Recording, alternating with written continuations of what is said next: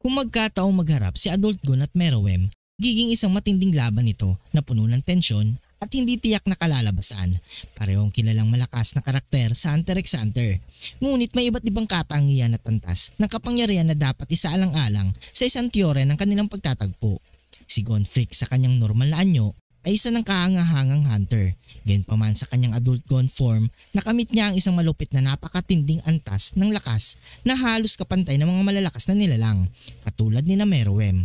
Ang anyong ito ni Gon ay resulta ng pagfo-focus ng lahat ng kanyang nen at lakas sa isang sandali na nagbigay sa kanya ng pisikal na lakas, bilis at kakayahang higit sa kanyang natural na kakayahan. Bukod pa rito, ang kanyang Jajanken ay pinalakas ng gusto, naging isang devastating na atake na maaaring pumatay ng kahit na sino sa isang tama.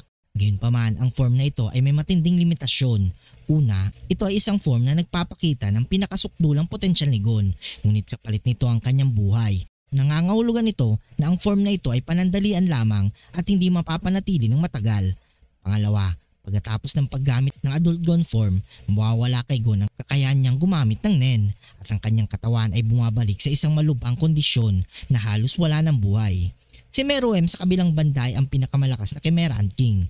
Sa kanyang pagsilang pa lamang, siya ay isang makapangyarihang walang katulad. Kanyang bilis, lakas at katalinuhan ay walang kapantay.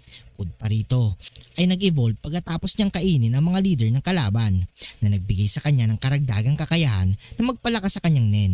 Si Meruem ay nagtataglay ng aura synthesis, isang kakayahang sumisipsip at mag-imbak ng kanyang mga kalaban na ginagawa siyang mas malakas habang tumatagal ang laban. Ang kanyang pangunahing kalakasan ay ang kanyang napakabilis na adaptation at estratehiya sa labanan. Bukod sa kanyang pisikal na kakayahan, si Meruem ay isang napakatalinong taktiko. Kayang magplano ng mga hakbang na marami sa inaharap.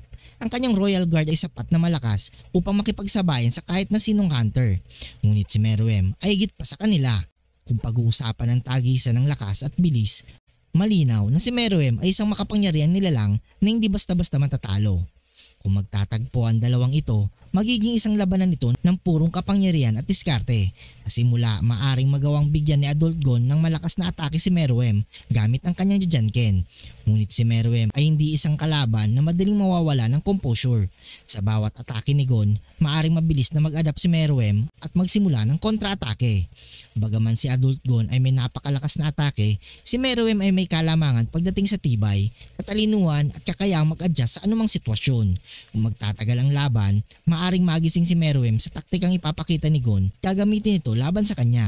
Bukod dito, habang tumatagal ang laban, ang oras ni Gon sa kanyang adult form ay mabilis na nauubos at ito ang magiging kritikal na punto. Bagaman si Adult Gon ay nasa sukdulan ng kanyang lakas, limitado ang kanyang oras at kakayahan na manatili sa form na ito. Samantalang si Meruem ay patuloy na lalakas at mag-a-adapt habang tumatagal ang laban. Kung sakaling matapos ni Gon ang laban sa loob ng ilang minuto gamit ang isang devastating na atake, maaring mapatay niya si Meruem. Ngunit kung hindi niya magagawa ito, maaaring magtagumpay si Meruem sa labanang ito dahil sa kanyang walang kapantay na lakas, katalinuhan at kakayang manatili sa kanyang pinakamalakas na anyo nang walang limitasyon. Sa uli, ang laban na ito ay magiging labanan ng oras at taktika. Kung ang laban ay magiging mabilis, maaaring manalo si Adult Gon. Ngunit kung ito ay magiging isang mahabang laban, malamang si Meruem ang mananaig. Kung nagustuhan mong video ito, huwag niyong kalimutan mag-like at subscribe and hit notification bell button para updated kayo palagi sa ating video. Maraming salamat.